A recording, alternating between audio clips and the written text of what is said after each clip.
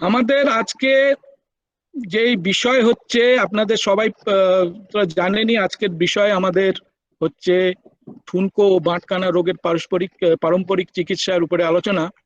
তো আমাদের সাথে আজকে আমাদের এনডিডিবি থেকে আছেন ডক্টর কৃষ্ণেন্দু ভট্টাচার্য এবং ডক্টর পঙ্কজ দত্ত। আর আমাদের সাথে আছে আপনাদের সবার পরিচিত এনডিডিবি কলকাতার থেকে শ্রী সব্যসাচী রয়। এবার তাহলে শুরু করা যাক। আমরা জানি আপনাদের ঘরে অনেক কাজ আছে, তো আমরা চেষ্টা করব এটা 4টের মধ্যে শেষ করার। তো তার আগে একটু যদি সব্যসাচীর যদি কিছু আমাদের আজকের এই পরিপ্রেক্ষিতে আজকে বিষয়টা কেন এত গুরুত্বপূর্ণ আমাদের পশ্চিম বাংলায়, সেটা সম্বন্ধে যদি একটু বলে। অনেক ধন্যবাদ দাদা।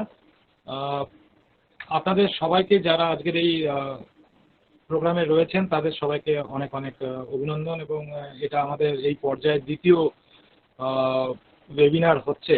এটি একটি খুবই ভালো একটা উদ্যোগ, যেটাতে অ্যাটলিস্ট আমাদের চাষি বন্ধুদের সাথে এবং মিল্ক ইউনিয়নে যারা কর্মরত রয়েছেন তাদের সাথে একটা সংযোগ স্থাপন করতে সাহায্য করছে। এবং কিছু প্রশ্ন যদি কোনো চাষি বা যারা ফিল্ডে কাজ করেন তাদের যদি আসে, তারা ডাইরেক্ট এক্সপার্টদের সাথে এই নিয়ে কথাবার্তা জিজ্ঞেস করতে পারেন, আলোচনা করতে পারেন। এটা সেই জন্য আমি বলবো যে এটা খুবই ভালো একটা ব্যাপার।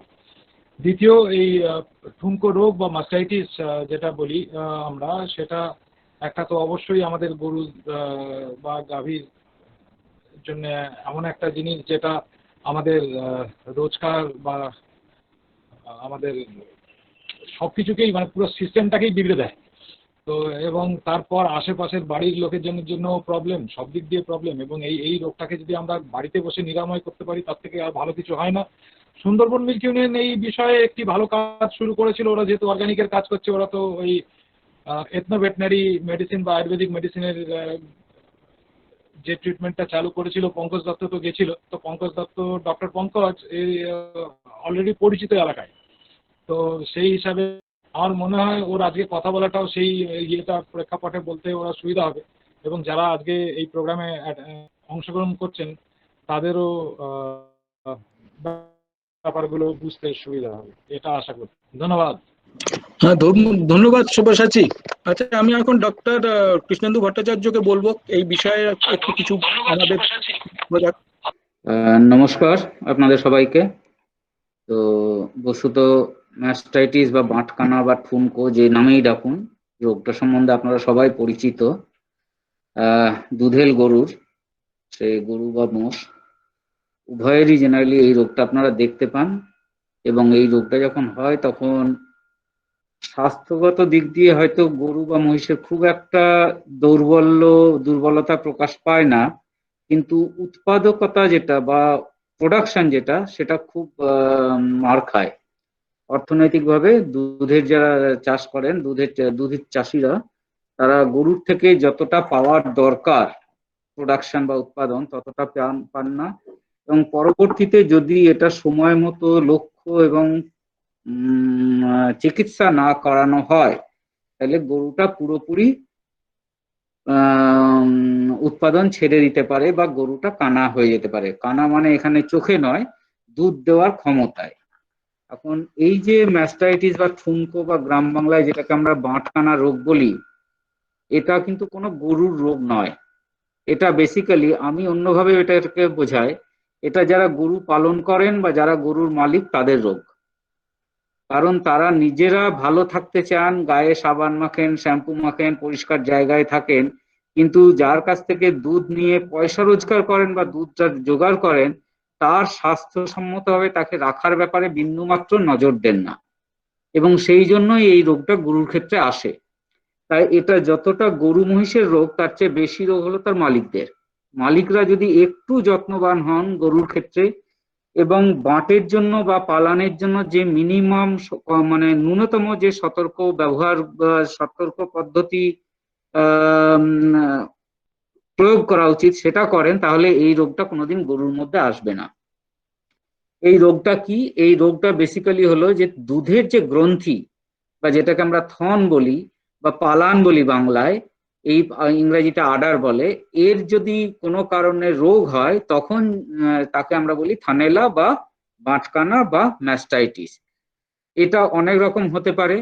লক্ষণগতভাবে এটা তিন রকম আমরা বেসিক্যালি বলি। একটা হচ্ছে যেটা আপনারা বুঝতেই পারছেন না যে রোগটা হয়েছে, অথচ রোগটা কিন্তু আছে গরুর মধ্যে, আপনারা বুঝতে পারছেন না, তাকে বলা হয় সাবক্লিনিক্যাল বা যখন লক্ষণ রহিত। তার মানে কি হচ্ছে, যে গরুর রোগ হয়েছে অথচ আপনি বুঝতে পারছেন না গরুটার রোগ হয়েছে। কেন বুঝতে পারছেন না, মানে খুব প্রিডমিনেন্ট, খুব প্রকট কোনো সিমটম বা লক্ষণও দেখাচ্ছে না। অথচ সেক্ষেত্রে মনে করুন কোনো একটা গরু, যা গ্রাম বাংলায় বা আপনার সাধারণভাবে যদি আপনারা ক্রস ব্রিড গরু পালন করেন, জার্সি ক্রস, বা যেগুলো মোটামুটি 8-10 কেজি দুধ দেয় বা 5-6 কেজি দুধ দেয়, সেই গরু মানে বিয়ানের পর তার দুধ দেওয়ার ক্ষমতা হয়তো কমে গেল। অথচ আপনি তখনও ভাবছেন ঠিক আছে 7 কেজি দুধ দিচ্ছে, 10 কেজির গরু 7 কেজি দিচ্ছে বা 8 কেজি দিচ্ছে, কি 5 কেজি দুধ দেওয়া গরু 4 কেজি দিচ্ছে, আপনি খুশি। এই সময় আপনার কোন রকম আপনার সন্দেহ আসছে না যে কেন গরুটা দুধ দিচ্ছে, আপনি ওটাই মেনে নিচ্ছেন, কারণ গরুটা কোনো লক্ষণ দেখায়নি। এই লক্ষণ না দেখানো অবস্থায় যদি এই রোগ হয় তাকে আমরা বলি সাবক্লিনিক্যাল ম্যাস্টাইটিস।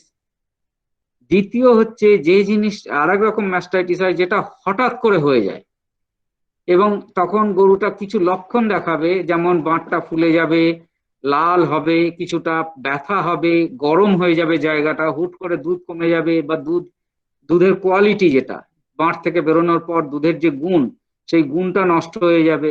এই সমস্ত ক্ষেত্রে এটা হঠাৎ হয় এবং সেটাকে আমরা বলি অ্যাকিউট বা তাৎক্ষণিক। এছাড়া আর এক রকমের থানেলা বা ম্যাস্টাইটিস রোগ হয় যেটাকে আমরা বলি ক্রনিক বা বহুদিনের রোগ। আছে, দেখবেন কখনো কখনো কোনো গরুর পালানের একটা অংশ শক্ত, বাকিগুলো দিয়ে দুধ বেরোচ্ছে, এমনকি শক্ত অংশ দিয়েও দুধ বেরোচ্ছে, হয়তো কম বেরোচ্ছে, এবং গরুর পালানে কোনো ব্যথা নেই বা সেরকম ভাবে কোনো রকম আর সিমটম দেখাচ্ছে না, কিন্তু রোগটা হয়েই গেছে। এটাকে বলে ক্রনিক রোগ। এটা হলো গরুর রোগটা কোন পর্যায়ে আছে তার উপরে ডিপেন্ড করে।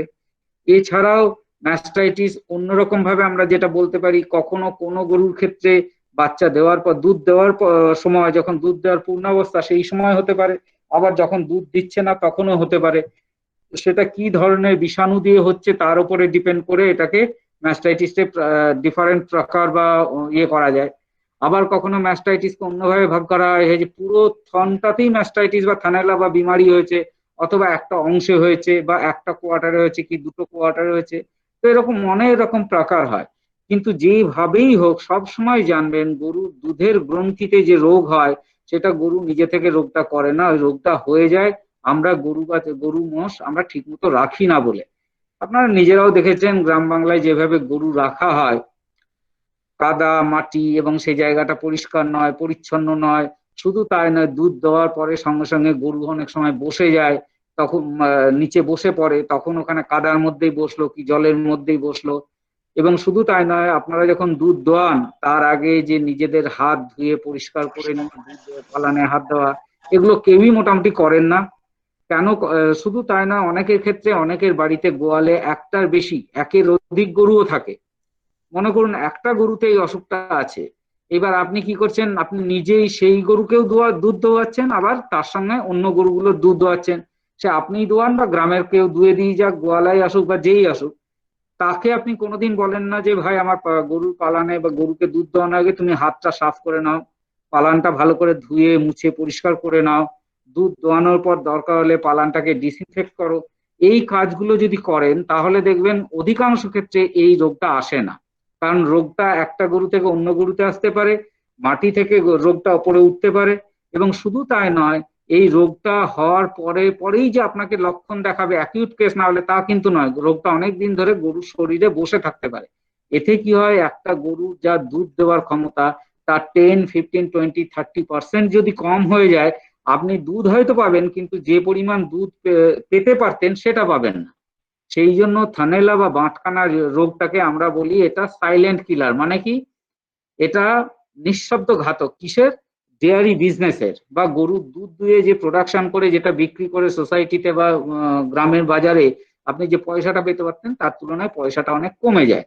তো অতএব এই রোগগুলো থেকে লক্ষণ দেখে এবং গরুকে যতটা সম্ভব পরিষ্কার পরিচ্ছন্ন রেখে তার সময় মতো তাকে টেস্ট করে সবকিছু করে এই রোগ থেকে আপনি তাকে বাঁচাতে পারবেন।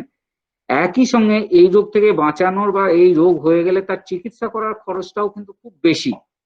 শুধু তাই না, খরচ বেশি আমরা এটা বলি না, অনেক সময় এই রোগ এমন পর্যায়ে চলে যায় আজকালকার দিনে ওষুধের কোয়ালিটি বা ওষুধ কি ওষুধ দেওয়া হচ্ছে তার কোনো গ্যারেন্টি না থাকায় অনেক সময় এই রোগগুলো সারে না। পয়সা জলের মতো খরচ হয় কিন্তু রোগগুলো আলটিমেটলি সারে না, তখন আপনার গরু বিক্রি করা ছাড়া কোনো উপায় থাকে না। এই সমস্ত জিনিস থেকে বাঁচাতে গেলে আপনাকে রোগটা কি, কেন হয়, কিভাবে হয় এবং এই রোগের জন্য কি করা উচিত এগুলো খুব থরলি জানতে হবে। আজকের যে আমরা এটা করছি, এই যে আপনারা দেখছেন, এটা বেসিক্যালি এই রোগটা এবং এই রোগের কনভেনশনাল ট্রিটমেন্ট, যেটাকে আমরা বলি চলতি চিকিৎসার বাইরেও আর এক রকম চিকিৎসা আছে যেটাকে বলে পারম্পরিক চিকিৎসা। পারম্পরিক চিকিৎসা মানে অনেক কিছু জিনিস আছে যেগুলো কিছু গাছগাছরা থেকে পাওয়া যায়, কিছু মশলাপাতি বা কিছু আমরা যেটা দৈনন্দিন ব্যবহারে যে ইউজ করি তেল বা এই ধরনের জিনিস, এগুলো ইউজ করেও আপনারা গরুর থানেলা বিমারিকে খুব ভালোভাবে সারাতে পারেন। এবং সেই ব্যাপারেই আজকের এই ওয়েবিনারে আপনাদের সঙ্গে পুরো জিনিসটা বোঝাবেন, রোগটা কি, কেমন করে হয় বা হলে কি করতে হয়। আপনারা এটা শুনুন, দরকার হলে এটা মনে রাখার চেষ্টা করুন এবং এটা আপনাদের এরিয়ায় আপনারা অ্যাপ্লাই করে দেখুন। আমার মনে হয় এটা থেকে আপনাদের প্রাপ্ত যে জ্ঞান বা নলেজ যেটা, সেটা আপনাদের ঘরোয়া উপায়ে গরুর থানেলা বিমারি হলে তাকে সারানোর কাজে খুব ভালো কাজ দেবে। এখন ডক্টর দত্ত আপনাদেরকে এটা বলছেন, শুনুন আপনারা। Thank you sir. So already sir ने बताया, भट्टाचार्य सर ने बताया कि मेस्टाइटिस क्या होता है, क्या अलग अलग प्रकार का है। मैं उसमें थोड़ा सा मतलब चित्र के साथ में दिखाने के लिए कोशिश करूंगा। तो अभी इसमें जो दिखाई दे रहा है, एक गाय में थानेला है, मेस्टाइटिस है, जिसमें इतना ज्यादा पेन हो रहा है, मतलब सही से चल नहीं पा रही। पहला प्रकार प्रकट रूप का थानेला, जिसमें बहुत ज्यादा सूजन वगैरह हो जाता है, दूध खराब हो जाता है, कभी खून आ जाता है, बुखार आ जाता है, तो इसको बोलते हैं पहला प्रकार, इसे प्रकट रूप का थानेला। अब वहां पे सही समय पे इलाज नहीं हुआ, तब क्या होता है, रोग दूसरा पे चला जाता है, उसको वो है आपका स्थिर रूप का थानेला, स्थिर और क्रॉनिक। यहाँ पे चला गया तो इसका इलाज करना बहुत ही मुश्किल है, ना के बराबर है। और तीसरा वाला जो है हम दिखाई दे रहा है, यहाँ पे कुछ भी आपको लक्षण दिखाई नहीं देगा। यहाँ पे आप देखेंगे कुछ भी सूजन वगैरह कुछ नहीं है। इसमें यहाँ पे दूध भी देखेंगे, वहां पे दूध में भी कुछ भी आपको कलर पे परिवर्तन नहीं आएंगे, ना उसमें कुछ आपका खून आएंगे, ना बुखार आएगा, ना पेन होगा, कुछ भी नहीं दिखाई देगा। इसको बोलते हैं गुप्त प्रकार का थानेला, मतलब सुप रहता है, ये दिखाई नहीं देता है। तो ये पहला प्रकार जो प्रकट रूप का थानेला ऑलरेडी हम बता चुके हैं, जिसमें सही होने का संभावना होता है 60 to 70%। या आप मान लो सही समय पे इलाज किया, एंटीबायोटिक वगैरह कुछ डॉक्टर्स लगाते हैं, डॉक्टर्स को बुलाया सही समय पे, तो तभी भी इसमें सही होने का संभावना होता है 7 से 70%। दूसरा जो प्रकार जैसे हमने बताया स्थिर रूप का थानेला, इसमें ऐसा हो गया, इलाज जितना भी करे सही होने का संभावना बहुत ही कम होता है, 0% के बराबर। मान लो 2-4 दिन के लिए सही हो भी गया, वापस ऐसे ही हो जाता है। तो आपके पास ऐसा गाय या भैंस है तो आपको क्या करना है, ये गाय को बाकी गाय से अलग से रखना है और इसका दूध हमेशा लास्ट पे निकालना है। पहले जो सही गाय भैंस है उसका दूध निकाल लीजिए, लास्ट में इसका दूध निकालिए, क्योंकि आप जब भी दूध निकालेंगे आपका हाथ में कीटाणु आएंगे और कीटाणु क्या जाए होगा, दूसरे गाय में भी चले जाएंगे। और जैसे सर ने बताया, ये जो गुप्त प्रकार का थानेला, इसमें लक्षण कुछ भी नहीं होता है, एक ही चीज होता है, सिर्फ दूध थोड़ा सा कम हो जाता है। मान लो आपका गाय का दूध है 10 लीटर एक दिन पे, वो जाके 1-2 लीटर कम हो जाएगा, 8 लीटर हो जाएगा या 9 लीटर हो जाएगा। बट इसमें सही होने का संभावना देखिए, पहला वाला पे था 60 to 70%, दूसरा वाला पे 0%, और इसमें देखिए आप सही समय पे इसको पकड़ लिया, उसका इलाज किया, तो सही होने का संभावना 100% है, मतलब ये सही हो जाएगा। अब हम देखते हैं कौन सा प्रकार थानेला मतलब ज्यादा नुकसानदायक है। सबसे नुकसान कहाँ से होता है, पहला वाला पे सही होने का संभावना 7 से 70, दूसरा वाला पे 0, तीसरा वाला पे 100। ज्यादा से ज्यादा लोग बोलते हैं कि दूसरा प्रकार सबसे नुकसानदायक है। हाँ डेफिनेटली इसमें क्योंकि सही होने का संभावना ही नहीं होता है। बट हम दूसरा ओर से देखेंगे, मान लो आपके पास, मैं एक एग्जाम्पल देता हूँ, मान लो आपका फार्म पे, आपका इलाका पे इतना सारा जानवर है, गाय है, मान लो 60-70 गाय है, उनमें से एक पे मान लो ये चला गया जो प्रकट रूप का थानेला, तो उसका मतलब है कम से कम 20-25 और गाय है जहां पे गुप्त प्रकार का थानेला है जो दिखाई नहीं देता है। अब हम ये देखें कि जहां पे मान लो एक गुप्त प्रकार का थानेला के लिए आपका दूध नुकसान हो रहा है 1 लीटर, तो 20 के लिए कितना होगा आपका 20 लीटर एक दिन पे, और वो आपका जब तक इलाज नहीं करेंगे तो ऐसे चलते रहेंगे। कुछ हो सकता है 2-4 पे सही हो जाए अपने आप, बाकी में ऐसे चलते रहेंगे, तो आपका जितना दिन रहेगा मतलब आपका दूध कम होते रहेंगे। तो मान लो आपका 10 भी गाय है, 10 गाय में 2 लीटर कम होगा तो आपका 20 लीटर दूध एक दिन पे कम हुआ, तो आपका 300 दिन दूध देती है गाय, 305 दिन तक दूध दे सकती है क्रॉसब्रीड गाय, तो इसमें कितना नुकसान होगा। तो इसमें हम बोलते हैं कि ये इसको हम रोक लिया तो बाकी वाला जो आपका क्लिनिकल मेस्टाइटिस है, प्रकट रूप का थानेला है या क्रोनिक मेस्टाइटिस है, उसको भी हम रोकने में कामयाब होंगे।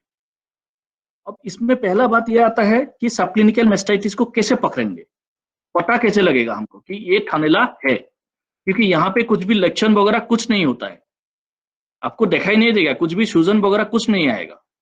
तो इसमें हमको क्या करना होता है, एक रसायन है जिसका नाम है California mastitis test, California mastitis रसायन, इसका हमको ये आपका 300-400 रुपए का होता है।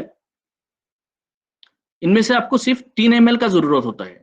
3 ml आप रसायन लीजिए और 3 ml दूध, कोई भी बर्तन पे लेके मिक्स कर लीजिए और नीचे एक बर्तन रख के गिरा दीजिए। अब मान लो बिल्कुल पानी जैसा एक ही धार पे गिर गया, उसका मतलब है उसमें गुप्त प्रकार का थानेला नहीं है। रुक रुक के गिर गया, थोड़ा सा जेल टाइप बन गया, उसका मतलब है उसमें गुप्त प्रकार का थानेला है। अब इलाज में क्या करेंगे हम आगे बताएंगे। इसका और कुछ तरीका है जहां पे हम और टेस्ट कर सकते हैं। एक कोई भी बर्तन काला रंग का कोई बर्तन ले लीजिए, वहां पे थोड़ा सा दूध लीजिए, पहला जो दूध का धार होता है ना, उनमें से दूसरा दूध धार ले लीजिए, तो उनमें से आपको छोटा छोटा व्हाइट डॉट्स दिखेगा, मतलब उसमें गुप्त प्रकार का थानेला है। तीसरा है और एक स्ट्रिप है मेस्टेक्ट करके, ये आपका 10-12 रुपए का होता है, मार्केट पे मिलता है। ये एक लेके मैं दिखाऊंगा कैसे करना है टेस्ट। तो पहला वाला जो है कैलिफोर्निया मेस्टाइटिस रसायन से करने के लिए 3 ml रसायन और 3 ml दूध मिक्स किया और गिराया। अब पानी जैसा गिर रहा है मतलब उसमें थानेला नहीं है, गुप्त प्रकार का थानेला नहीं है। अब दूसरे पे देखिए आप, इसमें जब गिरेंगे थोड़ा रुक के गिरेंगे, मतलब इसमें गुप्त प्रकार का थानेला है। ये एक मेस्टर्ड पैडल इसको बोलते हैं, 40-50 रुपए का होता है। इसमें आप 4 ठान का एक साथ कर सकते हैं, या नहीं है तो भी घर पे कोई भी बर्तन पे लेके कर सकते हैं। आपको सिर्फ जरूरत है ये जो कैलिफोर्निया मेस्टाइटिस रसायन, ये आपको जरूरत है। ये जो दवाखाना आपका वेटनरी ये दवा मिलता है वहां पे आपको मिल जाएगा। 40 आपका अराउंड 400 रुपीज के आसपास आएगा कॉस्ट, और 1 साल के लिए आपका आराम से चल जाता है। मान लो वो भी नहीं है, आप वो नहीं ले पा रहे, तो आप क्या कर सकते हैं, हमारे घर पे सब किसी का भी घर पे सर्फ एक्सेल तो होता ही है, तो हम इसका भी व्यवहार कर सकते हैं। कैलिफोर्निया में मेस्टाइटिस रसायन ले सकते हैं, वो ज्यादा अच्छा है, नहीं है तो ये व्यवहार कर लीजिए।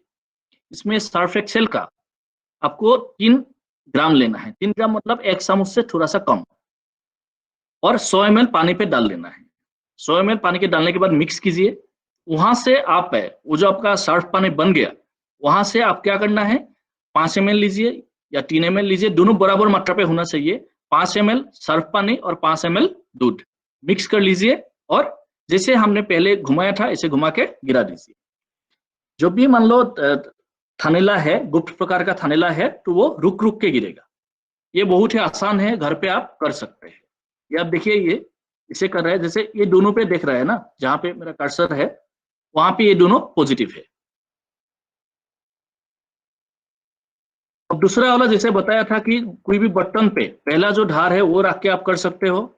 अब देखिए इसमें डट डट आएगा, मतलब है उसमें थानेला शुरू हो चुका है। तीसरा है मेस्टेक्ट, जो मैंने बताया था पेपर स्ट्रिप, ये 10-12 रुपए का होता है। एक स्ट्रिप लेना है, उसमें 1 ड्रॉप दूध डाल देना है, 1 या 2 ड्रॉप। इसमें क्या होगा, थानेला नहीं है तो कलर सेंस नहीं होगा, थानेला है तो क्या होगा, ये हो सकता है ये हरा हो गया नहीं तो नीला हो गया। अब देखते हैं कौन सा किसके लिए है। पीला ही रह गया मतलब रंग का परिवर्तन नहीं आया, मतलब ये थानेला नहीं है। हरा हो गया उसका मतलब है गुप्त प्रकार का थानेला है, और नीला हो गया मतलब बीमार आगे चला गया। ठीक है, इन तीनों में से मैंने जो 3 बताया उनमें से कोई भी आप घर पे कर सकते हैं। और जब भी आपको पता लगा तो पहला काम आपको करना है, नींबू 2 नींबू ले लीजिए, 2 टुकड़ा करके काट लीजिए, खिला दीजिए, सुबह शाम ऐसे 3 दिन खिलाइए। और दूसरा कुछ हमारा पारंपरिक चिकित्सा भी है, वो भी मैं बताऊंगा। थानेला को रोकने के लिए क्या क्या करना है वो ऑलरेडी भट्टाचार्य साहब बता चुके हैं। जहां पे साफ सफाई का सबसे जरूरी है, जैसे जब दूध निकालते हैं या किसी भी प्रकार पे मतलब थान पे कुछ भी आपको ये नहीं होता है, कुछ भी लगना नहीं चाहिए। तब क्या होगा, कुछ भी छूट पहुंचेंगे तो क्या होगा, तो उसमें कीटाणु जा सकता है और थानेला हो सकता है। कभी भी दूध निकालते हैं, पहला दूध हम 2-3 धार निकाल देते हैं, उसको जमीन पे नहीं फेंकना है, एक बर्तन लेके वहां पे रखना चाहिए। अब थानेला क्यों होता है, उनमें से पहला जो कारण है वो है आपका कीटाणु जब भी अंदर जाएगा थानेला होगा।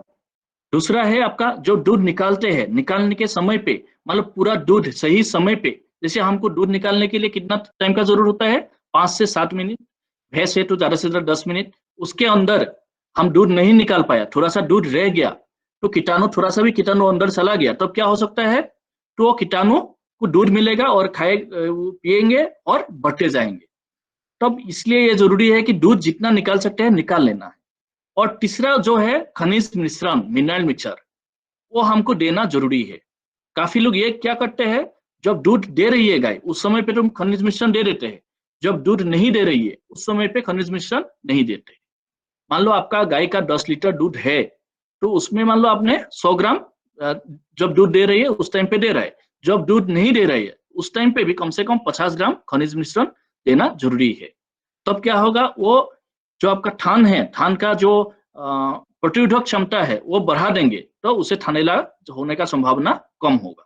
पहला जैसे भट्टा सर बता चुका है कि साफ सफाई पे सबसे जरूरी है। साफ सफाई सही समय पे करेंगे, सही तरीका से रखेंगे तो ये थानेला बीमारी होने का संभावना काफी कम होता। कहाँ पे रख रहा है, जैसे इस पहला वाला पिक्चर पे देखिए, जहाँ पे पूरा गड्ढा है पूरा, मतलब वहां पे कोई रहेगा, मतलब गाय भैंस रहेंगे तो उसको कंफर्ट नहीं मिलेगा, आराम नहीं मिलेगा, और वहां पे गोबर पाछाप जम जाएगा तो वहां पे कीटाणु बचने का संभावना ज्यादा है।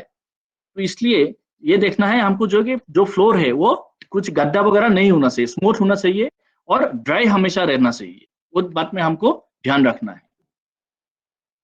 यहाँ पे हम देखेंगे कि स्टेप बाय स्टेप दूध निकालने से पहले क्या करना जरूरी है थानेला को रोकने के लिए या दूध निकालने के समय पे। पहला चीज है, जब दूध निकालते हैं उससे पहले हाथ धोना जरूरी है, साबुन से हाथ धोना है। इसमें हमको ध्यान रखना है हाथ धोने से सिर्फ हमारा उंगली या नाखून भी साफ करना जरूरी है। उसके बाद थान को साफ किया, उसके बाद देखिए इसमें एक साफ टॉवेल से उसको पूछना है, टॉवेल साफ होना जरूरी है। जमीन पे ये धार नहीं फेंकना चाहिए, ये मिस्टेक कर रहा है। अब उसके बाद दूध निकालना है, 5 से 7 मिनट समय के अंदर दूध निकालना जरूरी है। दूध हाथ से निकाले या मशीन से।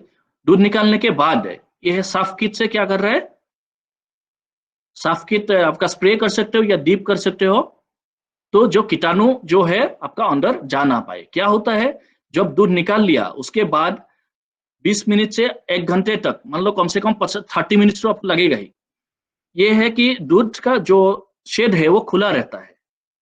तो उसके लिए क्या होता है, जो थान के ऊपर कीटाणु है अंदर जाने का संभावना है, या गाय बेच जाएंगे तो अंदर जाने का संभावना रहेगा।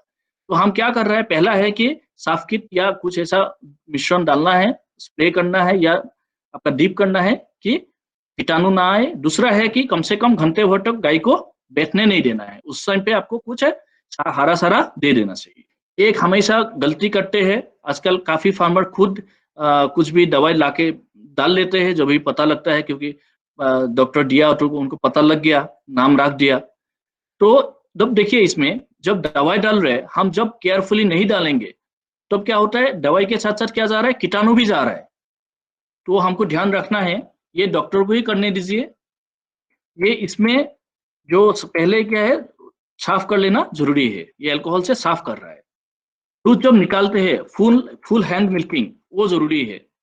परंपरागत जो चिकित्सा पद्धति है, मतलब हम कैसे हम इसका व्यवहार कर सकते हैं थानेला को रुकने के, थानेला का इलाज करने के लिए। तो इसमें मैं आपको थोड़ा सा बताना चाहता हूँ, ये जो हम व्यवहार किया था परंपरागत चिकित्सा, तो इसमें हम गुजरात का एक डिस्ट्रिक्ट में किया था।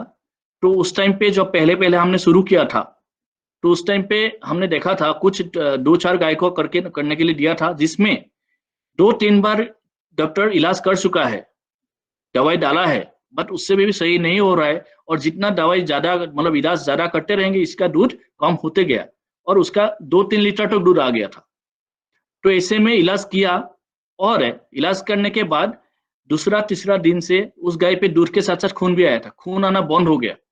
उसके बाद क्योंकि काफी लंबा से चल रहा था, 1 महीने से पहले से इलाज चल रहा था, तो उनको टाइम लगा, अराउंड 14-15 डेज लग गया सही होने के लिए, पर पूरा की पूरा दूध वापस आ गया। तो उसके बाद हमने धीरे धीरे वो काम को बढ़ाया, और आज तक पूरा भारत में हम अलग अलग जगह पे 1 लाख से ज्यादा इलाज कर चुका है इस पारंपरिक उपाचार से थानेला के लिए, और बहुत ही अच्छा रिजल्ट मिलता है हमको। तो इसमें मैं बताता हूँ आपको हमको क्या क्या लेते हैं हम। ये अलग अलग पारंपरिक चिकित्सा होता है, उनमें से सबसे ज्यादा अच्छा लगा वही हमने लिया है। इसमें पहला है कि घृत कुमारी बोलते हैं, एलोवेरा। एलोवेरा सबको पता है शायद, घृत कुमारी बोलते हैं शायद, वहां पे बंगाली पे क्या बोलते हैं? एलोवेरा, हाँ एलोवेरा हमको लेना है 250 ग्राम। हल्दी सबको पता है, हल्दी लेना है 50 ग्राम, और चूना 15 ग्राम 15 ग्राम। इनमें से जो हम चूना लेते हैं लाइम, ये क्या है कि जो पान के साथ खाते हैं ना, वो वाला चूना होना जरूरी है। आप मान लो दीवार पे लगाते हैं, ऐसा कुछ चूना ले लेंगे जो अच्छा क्वालिटी का नहीं है, तो आपको रिजल्ट नहीं मिलेगा। ये 3-4 चीजों की ही जरूरत है आपको, बट इसमें जो हम लगाते हैं वो स्टेप बाय स्टेप करना जरूरी है, नहीं तो रिजल्ट अच्छा नहीं मिलता है। हमने ये देखा काफी लोगों ने जब शुरुआत में लगाते हैं बोलते हैं कि सर नहीं, रिजल्ट अच्छा नहीं मिल रहा है। जब उनको हम पूछते हैं कैसे आपको लगा रहे, क्या क्या कर रहे हैं, तो उसमें पता लगता है कि एक स्टेप हमने मिस कर दिया, तो इसलिए उसको रिजल्ट नहीं मिल रहा है। जो HF गाय है जिसके पास है, मान लो उसका स्किन क्या होता है, बहुत थिन होता है, पतला होता है, तो उसमें आप जो चूना थोड़ा सा कम भी ले सकते हो, 12 ग्राम। या जो आप जर्सी गाय है या हमारी रुकेल गाय है, उसमें आप 15 ग्राम पूरा लीजिए। और बकरी है तो उसमें इससे थोड़ा सा कम लीजिए। उसके साथ साथ आपको चाहिए नींबू चाहिए चाय। और इसमें आप 2 प्रकार का है, आप तेल के साथ लगा सकते हैं या पानी के साथ लगा सकते हो। आप तेल के साथ लगाओगे तो क्या होता है, आपको कम बार लगाना पड़ेगा, पानी के साथ लगाओगे तो ज्यादा टाइम लगाना पड़ेगा। अब कैसे लगाते हैं वो मैं बताता हूँ। इसमें पहले जो आपका एलोवेरा है, एलोवेरा का काट, इसको थोड़ा थोड़ा छोटा टुकड़ा कर लेते हैं। टुकड़ा करने के बाद मिक्सी में डाल दिया, थोड़ा सा पीस लिया हमने। तो उसके बाद वहां पे 50 ग्राम जो है हल्दी दे दिया और चूना दे दिया। ये सब जब मिक्स करेंगे, मिक्स करने के बाद वो लाल रंग का हो जाना चाहिए। मान लो कभी कभी होता है थोड़ा सा हरा दिखाई देगा या पीला दिखाई दे रहा है, उसका मतलब आपका जो चूना है उसका क्वालिटी खराब है। तो अच्छा वाला चूना आपको लेना है, नहीं तो आपको रिजल्ट नहीं मिलेगा। अब ये आपका बन गया आपका पेस्ट। उस पेस्ट है उनमें से आपको लेना है 1 मुट्ठी। वहां पे आपको क्या करना है, पहले 200 मिलीलीटर तेल डालना है। तेल डाल सकते हैं या पानी भी डाल सकते हैं। तेल डालेंगे तो आपको कम बार लगाना पड़ेगा, पानी डालेंगे तो ज्यादा बार लगाना पड़ेगा। मिक्स कर लीजिए 200 मिलीलीटर डाल के।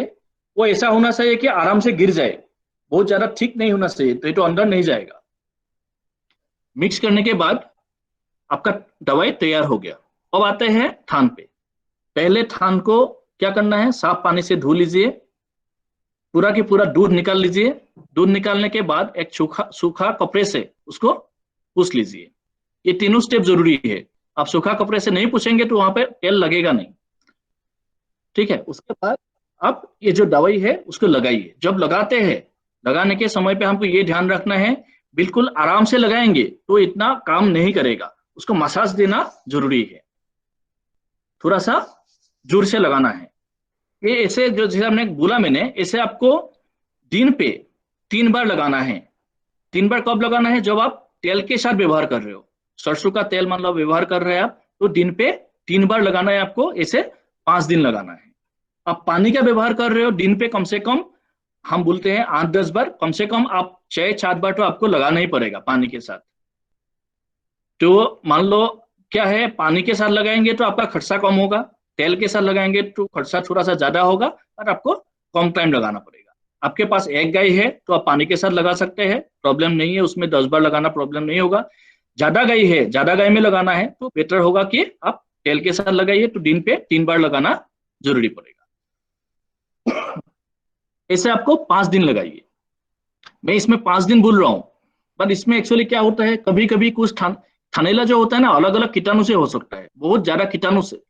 तो उनमें से कुछ कीटाणु के कारण हो सकता है वो जल्दी सही नहीं होगा, या बहुत ज्यादा दिन के बाद आपने इलाज किया है तो जल्दी सही नहीं होगा, तो तब हो सकता है 5 दिन से भी ज्यादा लग जाएगा।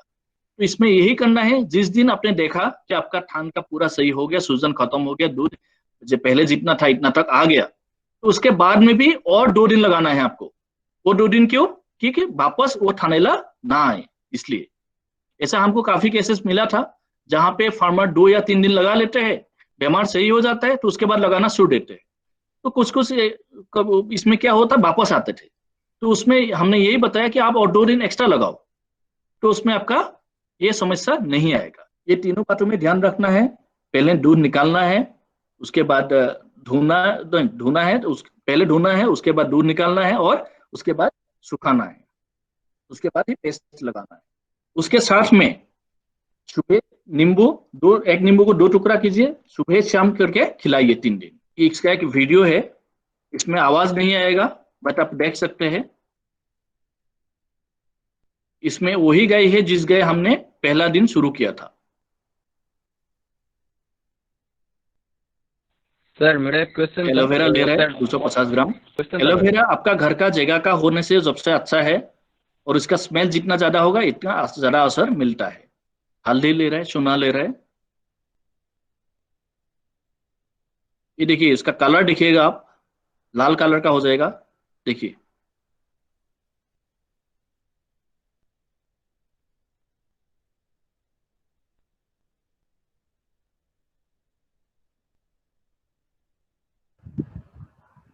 अब कैसे लगाएंगे हम? पहले थान को धो लिया साफ पानी से, दूध निकाल लिया। इस गाय में खून भी आ रहा था। अब देखिए, एक मुट्ठी पेस्ट लिया और इसमें हम पानी डाल रहे हैं। अब देखिए, आराम से गिर जाए ऐसा पतला है, उसके बाद लगाना है।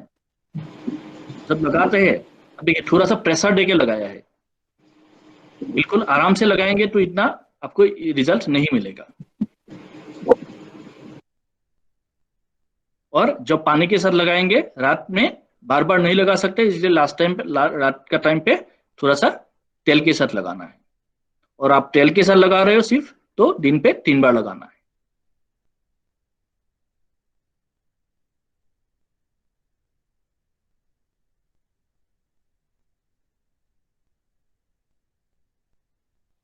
उसके साथ में जो नींबू खिलाते हैं, 2 टुकड़ा करके खिलाना है।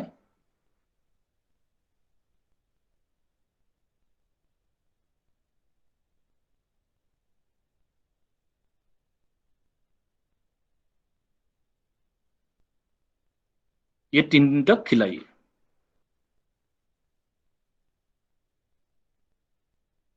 अब है कि कभी कभी दूध के साथ खून भी आ जाता है, उसमें हमको क्या करना है, करी पत्ता, सजन पत्ता 2 मुट्ठी, करी पत्ता 2 मुट्ठी, सजन पत्ता 2 मुट्ठी, 100 ग्राम गुड़ लेके पेस्ट बनाना है, और सुबह शाम खिलाना है 3 दिन।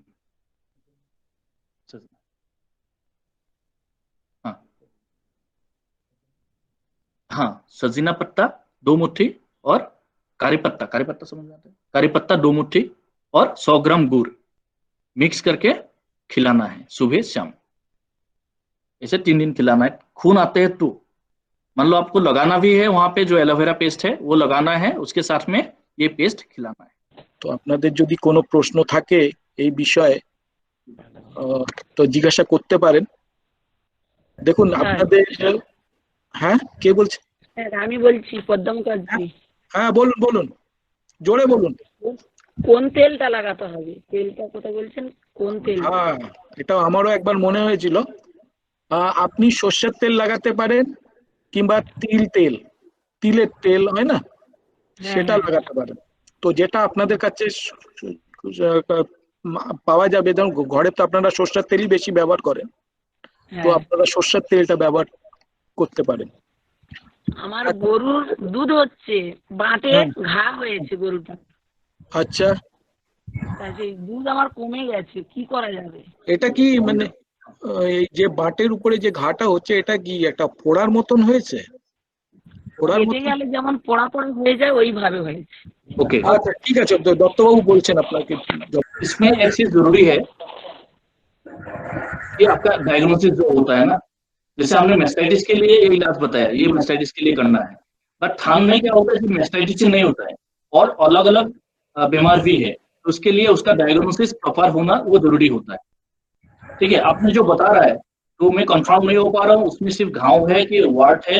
इसमें एक वीडियो आपको दिखाता हूँ, ठीक है, बट ये है आपका वहां पे कुछ ब्रेक हो गया, मतलब कहीं पे कट लग गया, ऐसा है तो वहाँ पे काम करेगा, बाद उसमें देखना जरूरी है। अब एक बार देख लीजिए। প্রেজেন্টেশন করতে পারছেন না?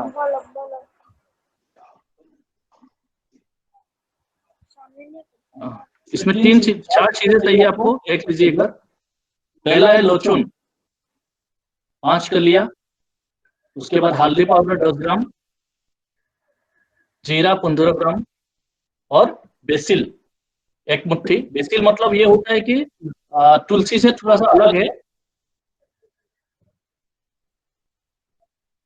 और नीम का पत्ता 1 मुट्ठी और मक्खन ज्यादा अच्छा है।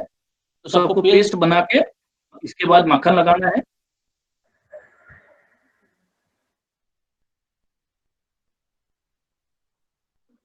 मक्खन लगाने के बाद जहाँ पे घाव हुआ है, ठीक है, या कट गया है, वहां पे लगाना।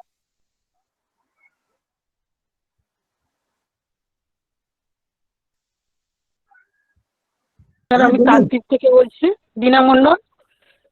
আমার গরুর একটা বাঁটে ওই ব্লাড আসতো আর কি। আচ্ছা, তারপরে আমি ওই অ্যালোভেরা হলুদ আর চুন লাগিয়েছিলাম। ঠিক আছে। তেল সাদা তেল দিয়ে, মানে ওই তিল তেল যেটা, ওটা দিয়ে লাগিয়েছিলাম। হ্যাঁ, কিন্তু ওটা কিছুদিনের জন্য ভালো হয়ে গেছিল, কিন্তু পরক্ষণে আবার এসেছিল। কি ওই যে পাতি লেবুটা খাওয়ালে কিংবা ওই কারি পাতা গুড় ওটা খাওয়ালে কি ওই রোগটা কি নির্মূল হয়ে যেতে পারে? कितना दिन लगाया आपने? ও প্রথমে 5 দিন লাগিয়েছিলাম। हमें कितना बीज शुरू हुआ है उसी टाइम पे हमको मान लो मिल गया इलाज करने के लिए, तो उस टाइम पे 5 दिन पे सही हो जाता है। बट जनरली क्या होता है, पहले कुछ इलाज किया या लेट हुआ तो उस टाइम पे कभी कभी 5 दिन से भी हमको ज्यादा टाइम लग जाता है। तो उसके लिए हमको यही पकड़ना है, जिस दिन आपका पूरा के पूरा सिम्टम खत्म हो गया, सूजन वगैरह निकल गया, दूध पूरा साफ हो गया, उसके बाद में भी और 2 दिन एक्स्ट्रा लगाना है, तो वो बीमार दोबारा नहीं आएगा। এখানেই এটাকে শেষ করছি আজকেরকার মতন। কিন্তু শেষ করার আগে আমি আমাদের ডক্টর পঙ্কজ দত্তকে অশেষ ধন্যবাদ জানাই, যে উনি এত মানে চেষ্টার সহিত হিন্দি ভাষায় আপনাদের বোঝাবার চেষ্টা করেছে।